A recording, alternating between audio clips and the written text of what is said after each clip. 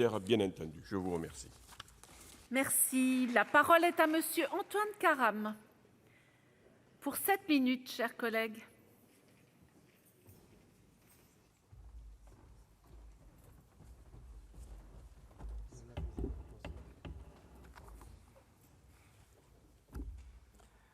Madame la Présidente, Monsieur le Ministre, mes chers collègues, à quoi ressemblera le lycée agricole de 2040 ? En tant que rapporteur sur les crédits de l'enseignement technique agricole, je remercie nos collègues du CRCE de nous inviter à nous pencher sur cette question. Alors, je vais commencer par un regard que je veux positif. Fruit de la longue tradition, l'enseignement agricole n'a plus et ne pourrait plus avoir la même vocation qu'hier. Il est devenu un enseignement en prise avec les défis émergents. De l'information donnée aux consommateurs à la question du glyphosate, en passant par celle du bien animal, du bio ou encore de l'épandage des pesticides à proximité des habitations, nous le voyons, l'agriculture et par extension l'enseignement agricole se trouvent à la croisée des profondes préoccupations sanitaires et environnementales. L'enseignement agricole ne regarde pas le train passer pour autant. Aujourd'hui, 4 élèves sur 10 étudient les services à la personne. Ce fait marquant résume les profonds changements de l'enseignement agricole au cours de ces dernières décennies. Une évolution qui reflète, elle aussi, celle du monde rural, où le poids des agriculteurs recule. Seuls 12% des élèves sont enfants d'agriculteurs, alors qu'ils constituaient plus de 40% des effectifs 30 ans plus tôt. De même, les élèves sont de plus en plus jeunes et la parité est désormais engagée.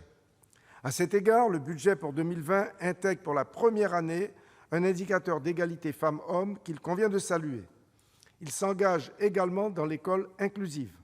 Enfin, et c'est là une évolution essentielle, la passerelle vers l'enseignement supérieur est de plus en plus empruntée. Plus de 30% des diplômés d'un bac pro poursuivent désormais leurs études en BTSA. L'enseignement agricole jouit aussi d'un taux d'insertion professionnelle nettement plus élevé que la moyenne nationale. Si on ajoute les taux de réussite aux examens passant la barre des 85%, cette filière apparaît comme un choix séduisant pour les élèves. Alors mes remarques, quelles sont-elles pour améliorer la situation ? Nous le savons, les effectifs ne sont pas à la hauteur des espérances et l'enseignement agricole reste miné par un réel manque d'attractivité à chaque examen budgétaire.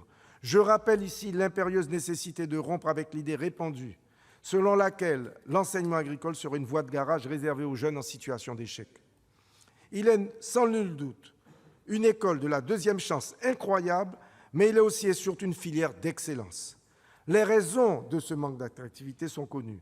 Implantation traditionnelle de l'enseignement agricole dans des régions en baisse démographique et, à contrario, une sous-représentation où la demande existe. Et surtout, enfin, un défaut de notoriété auprès de nos jeunes. Combien de collégiens savent que l'on peut devenir ingénieur en intégrant une salle de première technologie agricole?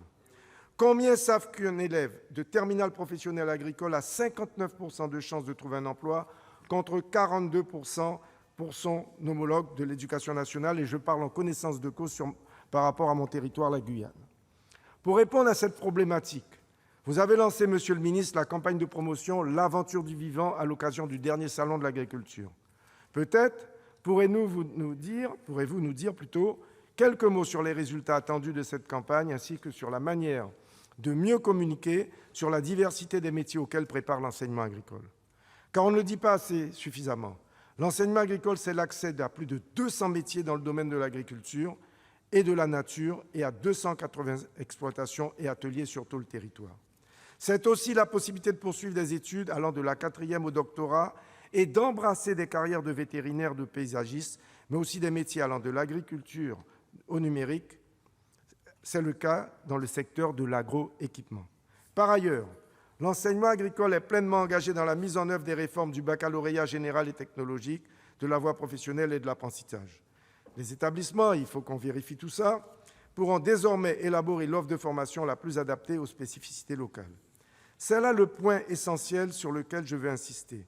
Cet enseignement doit jouer un rôle prépondérant dans la valorisation de nos territoires en s'articulant autour de projets locaux. Je pense bien évidemment aux zones rurales, mais pas seulement. Il constitue aussi un levier incontournable pour tendre vers l'autosuffisance alimentaire des territoires d'outre-mer, tournés depuis trop longtemps vers l'importation. À cet égard, l'accord conclu en 2018 avec les familles de l'enseignement privé pour leur financement est fondamental. Accueillant 60% environ des élèves, les établissements privés sont une composante majeure de l'enseignement agricole, dont ils contribuent au rayonnement et au dynamisme. Il s'agit également de leur donner les moyens et de leur développement, alors qu'il existe dans de nombreux territoires d'importants besoins. Signe que l'enseignement agricole tend à s'adapter aux enjeux de notre société. L'année 2020 sera marquée par la mise en œuvre du plan Enseigner à produire autrement, axé pour l'essentiel sur les transitions et l'agroécologie. Cependant, être en prise avec les défis d'aujourd'hui, c'est également mieux armer les futurs agriculteurs. Par-delà les attentes des consommateurs, l'acte de production devient lui aussi de plus en plus complexe en raison des réglementations changeantes, des pratiques techniques pointues et des incertitudes économiques. C'est pourquoi l'enseignement agricole doit mieux préparer ceux qui se destinent à la gestion d'une exploitation. La volatilité des prix, la gestion des risques ou encore l'agriculture numérique sont autant de sujets sur lesquels il nous faut sensibiliser les étudiants. Dans le prolongement, et je m'interroge, Monsieur le ministre, sur l'installation des jeunes agriculteurs, les établissements ne doivent-ils pas prendre toute leur part dans ce processus ? Je pense en particulier aux territoires ultramarins où, nous le savons, la question foncière est un nœud gordien. Monsieur le ministre, l'enseignement agricole doit sortir d'une logique de conservation et de repli pour entrer dans une logique d'expansion. Alors que nous nous interrogeons sur son avenir, je crois qu'il nous faut prendre conscience que la manière dont nous nous investirons dans l'enseignement agricole déterminera en partie l'avenir de notre société. Comme toujours, je veux être optimiste. Je vous remercie.